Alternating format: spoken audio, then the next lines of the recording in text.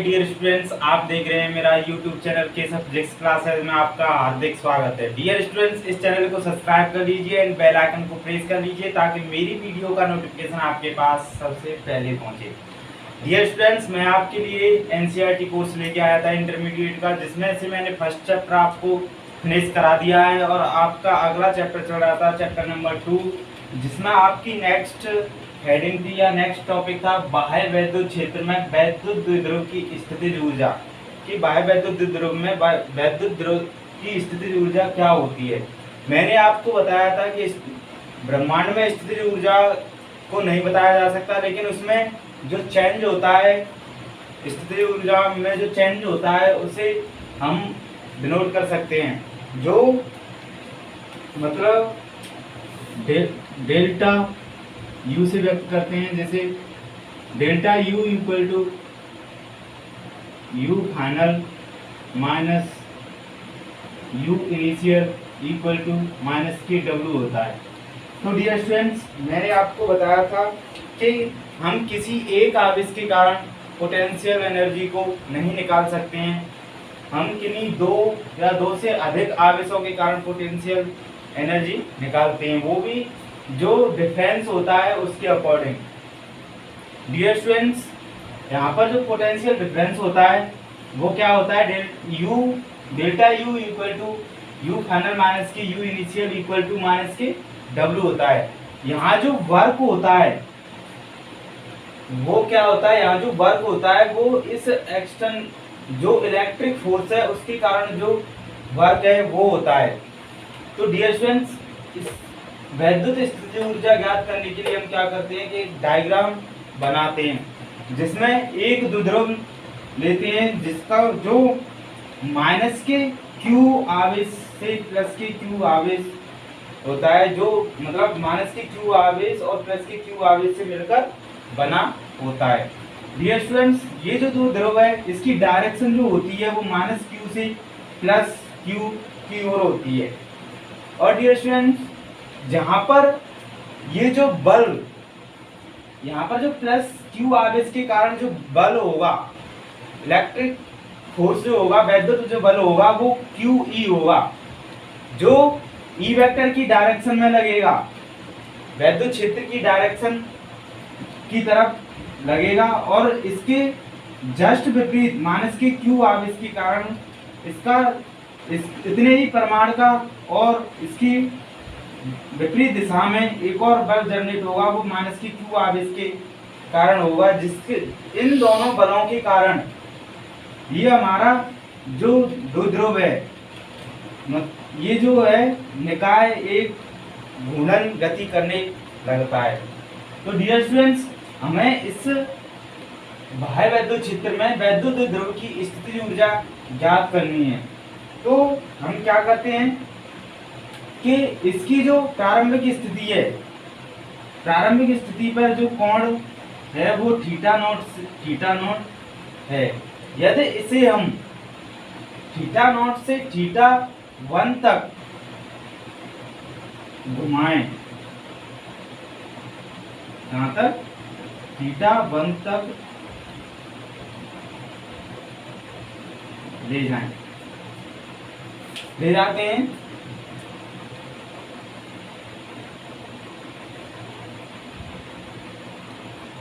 तो dear students क्या होता है कि यहां से जो टॉ वेक्टर होगा वो क्या होगा,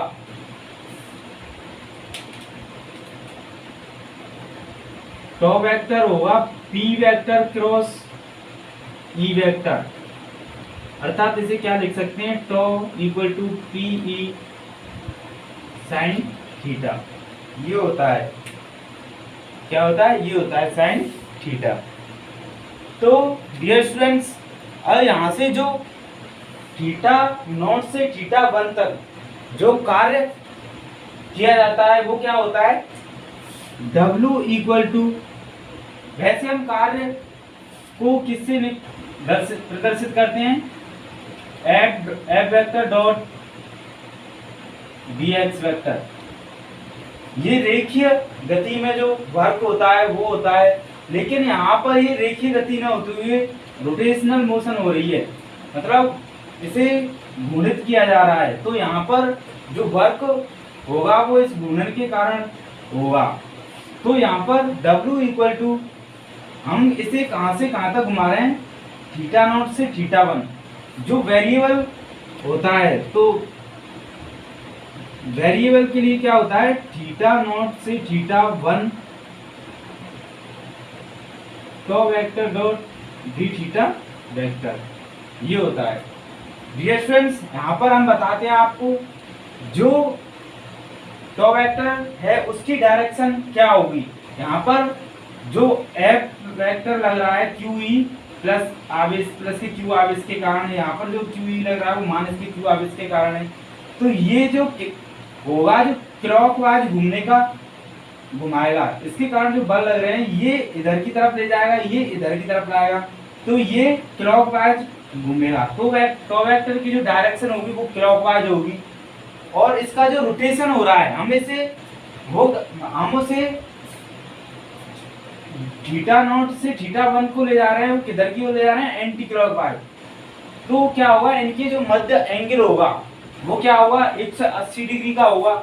तो 180 डिग्री का होगा तो W इक्वल टू समाकलन थीटा नॉट से थीटा वन तो डी थीटा कॉस 180। इसे यहां से इस प्रकार भी लिख सकते हैं, थीटा नॉट से थीटा वन टॉ वेक्टर में टॉ डी थीटा कॉस थीटा, ऐसे लिखते हैं। तो डियर फ्रेंड्स, ये हो गया। अब cos 180 की वैल्यू आपको पता है क्या होती है, माइनस के 1। तो W equal to theta not से थीटा वन तो डी थीटा माइनस 1। तो W equal to minus theta not से थीटा वन तो डी थीटा। अब डियर स्टूडेंट्स, यहाँ पर टॉ जो है उसकी वैल्यू पुट करनी है PE साइन थीटा। तो tau equal to PE sine theta होता है। तो W इक्वल टू माइनस समाकलन थीटा वन से थीटा नॉट से theta one PE sine theta D theta. अब हम क्या करेंगे, PE को बाहर ले लेंगे। तो डियर स्टूडेंट्स,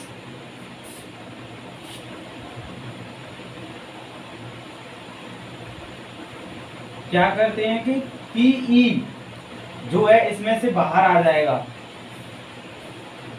डियर स्टूडेंट्स, मैंने जो वर्क लिया है वो एक चेंजेबल वर्क है, मतलब परिवर्तनीय है, जिसके कारण हमने जो समाकलन का यूज किया है। अगर ये कांस्टेंट होता तो वर्क निकालते थे tau vector dot D theta vector से। अगर कांस्टेंट होता तो tau vector dot D theta vector से निकालते, लेकिन यहाँ पर टॉ वेक्टर है उसकी जो थीटा पर डिपेंड कर रहा है, थीटा बढ़ने के साथ साथ या थीटा के चेंज होने के साथ साथ यहाँ पर टॉ भी चेंज होगा, जिसके कारण ये चेंजेबल हो जाएगा, जिसके कारण हम इस फॉर्मूले का यूज करते हैं। तो डियर स्टूडेंट्स, अब ये जो है P बाहर आ जाएगा। तो W equal to PE theta not से theta one sine theta D theta. आपको पता होगा या पता है कि साइन थीटा का इंटीग्रेशन क्या होता है। साइन थीटा का इंटीग्रेशन होता है माइनस के कॉस थीटा। मैं पहले बता चुका हूं आपको, थीटा नॉट से थीटा वन। यहाँ पर जो लिमिट लगा दी है, तो W equal to minus minus plus हो जाएगा।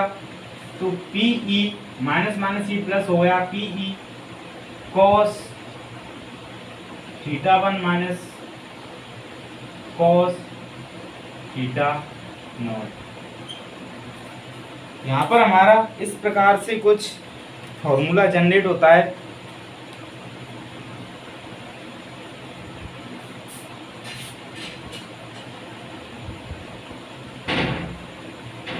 डियर स्टूडेंट्स, इस चैनल को सब्सक्राइब कर लेना एंड बेल आइकन को प्रेस जरूर कर लेना, क्योंकि जिससे कि मैं जो वीडियो आपको अपलोड करता हूँ वो उसका नोटिफिकेशन आपके पास सबसे पहले पहुँच जाए।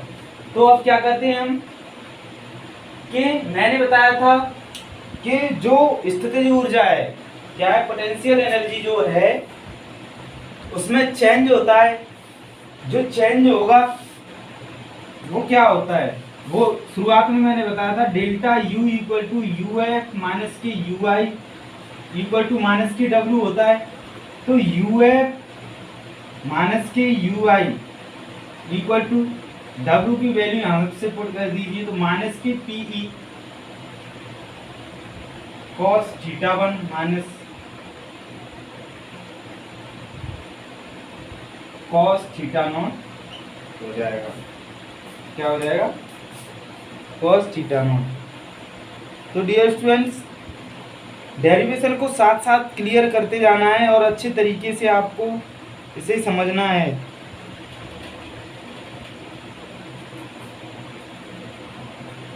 अब क्या होता है कि मैंने आपको बताया था कि स्थितिज ऊर्जा को कैसे ज्ञात करते हैं। पहले हम स्थितिज ऊर्जा को किसी पॉइंट पर जीरो लेते हैं, वहां पर हमने जो इनफाइनाइट लिया था वहां पर हम स्थितिज ऊर्जा को जीरो लिया था। अब हम इनमें से ही किसी पॉइंट पर हम स्थितिज ऊर्जा को जीरो लेते हैं। तो क्या करते हैं कि थीटा नॉट की वैल्यू हम कितनी लेते हैं, π/2 या 90 डिग्री। तो यू आई कितना हो जाएगा, 0 हो जाएगा। इस प्रकार से हम इसे लिखते हैं। तो यहाँ क्या हो जाएगा, यू एफ माइनस के यू 90 इक्वल टू माइनस के P E cos theta one minus के कॉस 90। यहाँ कॉस 90 की वैल्यू आपको पता है क्या होती है, 0 होती है। क्या होती है? 0 होती है।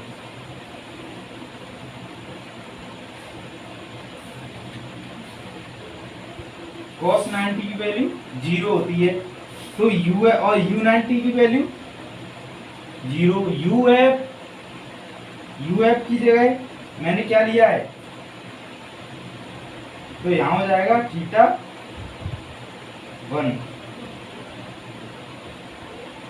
Final theta 1 minus u 90। तो u थीटा 1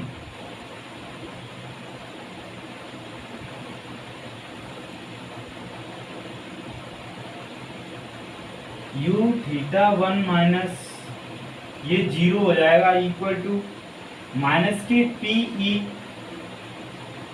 कॉस थीटा 1 ये हो जाएगा। तो u थीटा 1 इक्वल टू क्या हो जाएगा, माइनस के पी ई कॉस थीटा 1। क्या हो जाएगा, कॉस थीटा 1। तो डियर स्टूडेंट्स, आपको डेरिवेशन को अच्छे तरीके से क्लियर करना है।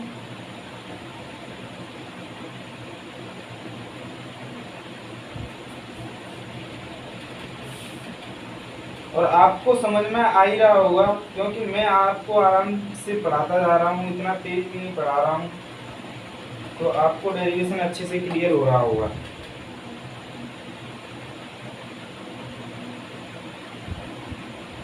आपको बस एक अच्छे तरीके से बोर्ड की तरफ ध्यान देना है और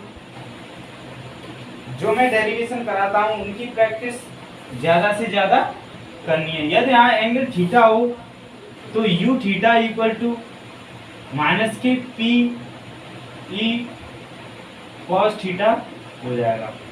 इसे हम क्या लिख सकते हैं, यू थीटा इक्वल टू, मैंने बताया था कि जब डॉट प्रोडक्ट होता है तो कॉस थीटा आता है, यदि क्रॉस प्रोडक्ट होता है तो क्या आता है, साइन थीटा।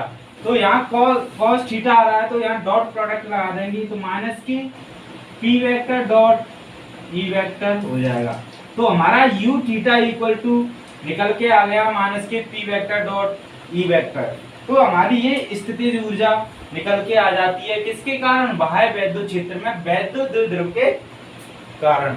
तो वैद्युत द्विध्रुव की जो स्थितिज ऊर्जा होगी वो U theta equal to minus के P vector dot E vector होगी, जिसकी 3 कंडीशंस निकल के आती हैं कि यदि इस द्विध्रुव को 90 डिग्री पर रख दिया जाए तो स्थितिज ऊर्जा क्या होगी, यदि इसे इस वैद्युत क्षेत्र की डायरेक्शन में अर्थात थीटा इक्वल टू 0 डिग्री पर रख दिया जाए तो स्थितिज ऊर्जा क्या होगी, यदि इसे प्रति समांतर अर्थात वैद्युत क्षेत्र की प्रति समांतर अर्थात थीटा इक्वल टू 180 डिग्री पर रख दिया जाए तो स्थितिज ऊर्जा क्या होगी। तो डियर स्टूडेंट्स, यहाँ पर आपका ये स्थिति ऊर्जा का फॉर्मूला निकल के आ गया। अब इसकी जो कंडीशंस हैं, स्थितियां हैं, उन्हें हम बताते हैं आपको। Condition number first, condition number second और कंडीशन नंबर थर्ड। तो डियर स्टूडेंट्स, यदि आप फिजिक्स में 95% प्लस मार्क्स लेके आना चाहते हो तो आप बस मेरे साथ साथ मेहनत करते चलिए, और मैं जो आपको नोट्स प्रोवाइड कराता हूँ उनको बस एक अच्छे तरीके से याद करते जाइए। उसमें से एक भी लाइन, क्योंकि आपको पता है कि एक एक मार्क्स के जो क्वेश्चन बनते हैं, क्या होता है, एक एक मार्क्स से जो क्वेश्चन बनते हैं वो प्रत्येक एक लाइन से एक क्वेश्चन जनरेट कर दिया जाता है, मतलब एक क्वेश्चन बन ही जाता है कैसे भी करके। तो हमें प्रत्येक लाइन पर ध्यान देना है कि इसमें क्या लिखा है, कैसे यहाँ से क्वेश्चन जनरेट होगा, तो आप एक एक मार्क्स के क्वेश्चन को कर पाओगे। तभी तो मैंने इतना डिटेल में, मैं आपको इतना डिटेल में पढ़ाता हूँ, और मैंने नोट्स भी आपके सही तरीके से दिए हैं कि जहाँ से आपके जो एक एक मार्क्स के जो क्वेश्चन आते हैं वो छूट ना जाएं। आपका एक नंबर भी इम्पोर्टेंट है 95% प्लस मार्क्स लाने के लिए। यदि आपका एक भी नंबर कट जाए तो बहुत प्रॉब्लम हो जाएगी, क्योंकि ऐसे ही आप सोचोगे कि इससे एक नंबर कट जाए तो कोई प्रॉब्लम नहीं।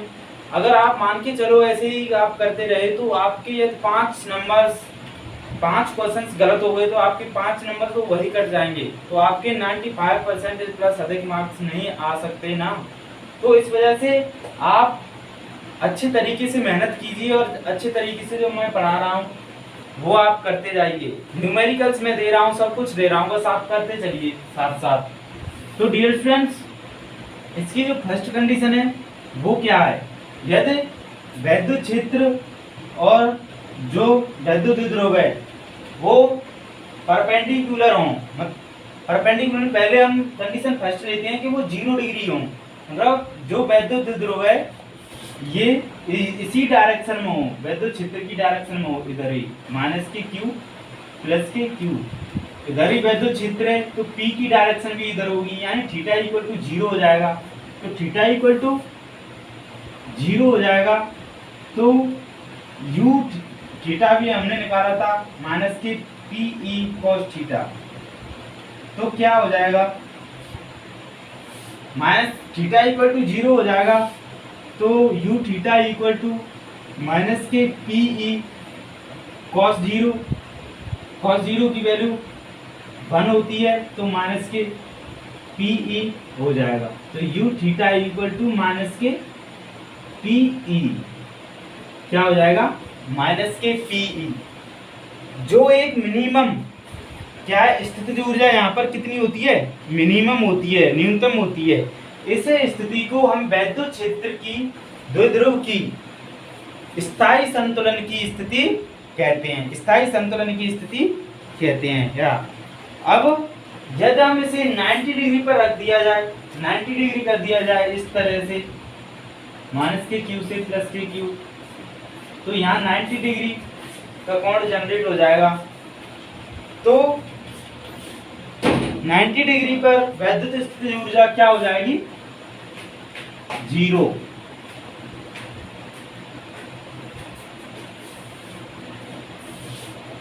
तो U theta equal to minus के पीई, सेकेंड कंडीशन। यदि थीटा इक्वल टू क्या हो 90 डिग्री, तो पीई कॉस 90 की वैल्यू 0 होती है, तो यू थीटा इक्वल टू कितना आ गया 0। तो u इक्वल टू 0 क्या आ गया 0। इस स्थिति को हम क्या कहते हैं, शून्य स्थितिज ऊर्जा की स्थिति कहते हैं। यदि थीटा 90 डिग्री हो, यानी जो दो ध्रुव है और वैद्युत क्षेत्र है उसके मध्य जो एंगल होगा वो 90 डिग्री हो, तो इस स्थिति को हम शून्य स्थितिज ऊर्जा की स्थिति कहते हैं। अब आता है कंडीशन नंबर 3। कंडीशन नंबर 3 क्या होती है, यदि इसे प्रति समांतर रख दिया जाए, किससे प्रति समांतर, माइनस के क्यू प्लस के क्यू, इसकी डायरेक्शन इधर हो जाएगी पी की, वैद्युत क्षेत्र की डायरेक्शन इधर है, तो इसके मध्य जो एंगल होगा वो कितना होगा 180 डिग्री का। तो तीसरी कंडीशन क्या होती है, U theta equal to minus के पीई कॉस 180। कॉस 180 की वैल्यू क्या होती है माइनस के 1 होगी, तो यहाँ पर जो दिया है क्या माइनस के 180 होगी, तो माइनस माइनस प्लस हो जाएगा, तो प्लस 1 हो तो पीई हो जाएगा। तो U theta equal two plus के पीई आ जाएगा, प्लस के पीई आ जाएगा। तो क्या होगा, इसे हम क्या कहेंगे अस्थायी संतुलन की स्थिति। क्या कहेंगे अस्थायी संतुलन की स्थिति। डियर स्टूडेंट्स, ये न्यूमेरिकल ये डेरिवेशन जो है वो दो टाइप से कर सकते हैं। एक तो मैंने जो कराया है वो एनसीईआरटी कोर्स में जो दिया है उस तरीके से कराया है, क्योंकि मैं आपको एनसीईआरटी बुक फॉलो कर रहा हूँ, इस वजह से ये मैंने जो डेरिवेशन कराया है वो एनसीईआरटी बुक के अकॉर्डिंग कराया है, और मैंने जो नोट्स में अपने नोट्स दिए हैं उसमें जो डेरिवेशन कराया है वो एनसीईआरटी कोर्स के अलावा किया है। यदि आप इससे करना चाहो तो इससे कर सकते हो, और उससे करना चाहो तो उससे कर सकते हो, लेकिन यदि आपका बोर्ड एनसीईआरटी है तो आपको इससे करना बेटर होगा, जहां से आप उस एग्जामिनर को कोई भी ऑप्शन न मिले मार्क्स काटने का, तो इसमें पूरे मार्क्स लेके आने हैं। यदि आपका एनसीईआरटी कोर्स है तो इस तरीके से आपको इस डेरिवेशन को करना है जो एनसीईआरटी कोर्स में दिया है। तो वैसे तो उसमें भी मार्क्स नहीं कटने वाले, पर ये कोई पता नहीं किसी के माइंड लगा कि क्या कर दे। हम तो सही होने चाहिए ना, हमें अपनी गलती कहीं दिखाई नहीं देनी चाहिए, हम अपनी गलती को क्यों दें। तो इसी वजह से इस डेरिवेशन जो मैंने कराया उस तरीके से कीजिए। तो मैंने आपको बताया दिया है कि 180 डिग्री की वैल्यू जो होगी यू थीटा की, वो यू की पोटेंशियल एनर्जी जो स्थितिज ऊर्जा जो होगी वो क्या होगी पीई। यहाँ पर जो पीई होगी वो एक अधिकतम वैल्यू होगी स्थितिज ऊर्जा की अधिकतम वैल्यू होगी, जिसके कारण कि हम इसे क्या कह सकते हैं अस्थायी संतुलन की अवस्था कहते हैं। ये एक अस्थायी संतुलन की अवस्था होती है।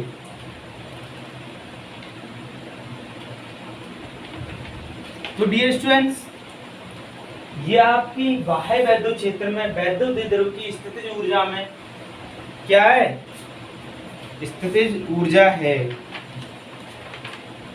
किसमें electrostatic energy of an electric dipole in an external electric field. तो डियर फ्रेंड्स, आपका ये जो टॉपिक है फिनिश हो गया है। अब हम अगला टॉपिक लेके आते हैं नेक्स्ट वीडियो में, आप उसका वेट कीजिए। नेक्स्ट टाइम में आपकी अगला टॉपिक आ जाएगा डाइइलेक्ट्रिक्स वगैरह, उसमें परावैद्युत पदार्थ, चालक, ऐसे पदार्थ दिए हैं उसे हम कराएंगे अगले टॉपिक में। चालक तथा वैद्युत रेखी क्या है, चालकों में मुक्त इलेक्ट्रॉन तथा बद्ध आवेश, स्थिर वैद्युत परीक्षण क्या है, परिरक्षण, परावैद्युत तथा ध्रुवण क्या है, ध्रुवीय परावैद्युत पदार्थ क्या है, ये सब टॉपिक आपके आगे कवर होंगे। तो डियर स्टूडेंट्स, मैं आपसे यही कहना चाहूँगा कि यदि आप फिजिक्स में 95% प्लस मार्क्स लेके आना चाहते हो तो इस चैनल को जरूर सब्सक्राइब कीजिए एंड बेल आइकन को प्रेस कीजिए ताकि मेरी वीडियो का नोटिफिकेशन आपके पास सबसे पहले पहुंचे। और डियर स्टूडेंट्स, मैंने आपको बता दिया है कि नोट्स कैसे बनाने हैं, किस तरीके से प्रिपेयर करने हैं, और मैं आपको उसकी वीडियो बना के दे दूंगा कि आपको फिजिक्स की जो प्रिपरेशन करनी है वो कैसे करनी है जिससे कि आपके 95% प्लस मार्क्स आ सकें। उसकी वीडियो में डाल दूंगा, आप बस मेरे पे फोकस कीजिए और मेरे पे बिलीव कीजिए कि मैं आपको एग्ज़ाम से पहले कोर्स करा दूंगा। आपके एग्ज़ाम होने से पहले आपका अच्छे तरीके से कोर्स करा दूंगा। और मैं जो कोर्स करा रहा हूँ वो रिड्यूसेबल कोर्स नहीं है, मैं आपको पूरा फिजिक्स का कोर्स टोटली करा रहा हूँ जिसके कारण आप डिफेंस की तैयारी करो तो आपको उसमें प्रॉब्लम ना हो। क्योंकि कोरोना काल के समय आपका 30% जो कोर्स है वो रिड्यूस कर दिया गया था, लेकिन मैं आपको जो सभी टॉपिक्स करा रहा हूँ सभी टॉपिक्स करा रहा हूँ, मैं टॉपिक्स कोई भी नहीं छोड़ रहा हूँ, इसके कारण कि आपको कोई प्रॉब्लम ना हो आगे चल के। यदि आप आगे चल के कोई IIT का एग्ज़ाम भी दोगे तो आपको उसमें भी प्रॉब्लम क्रिएट ना हो, इसके कारण मैं आपको सभी जो टॉपिक्स हैं वो कराते जा रहा हूँ। NCERT के अलावा NCERT बुक तो मैं करा ही रहा हूँ, उसके अलावा भी मैं कुछ जो टॉपिक्स हैं वो भी कराता हूँ। तो डियर स्टूडेंट्स, इस चैनल को फॉलो करते रहिए और इतना शेयर कीजिए कि मेरी जो वीडियो उन स्टूडेंट्स के पास पहुँच जाएँ जो ट्यूशन नहीं ले पाते हैं। थैंक यू और माय डियर स्टूडेंट्स।